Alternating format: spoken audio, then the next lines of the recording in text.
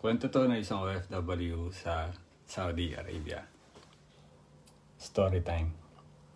So isang OFW po ang on-call cleaner. Di umano'y minolestya ng kanyang kliyente. Nagsumbong sa agency, dinala sa police station ang kaso, pero hindi umusad. Sa pakiwari ng worker, walang naitutulong yung agency at gusto nang umuwi.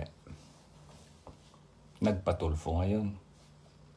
Pagdating sa tulfo, hindi sinabi ni ate kung ano yung mga ginawang mabuti ng agency at pinasama lalo tong si agency.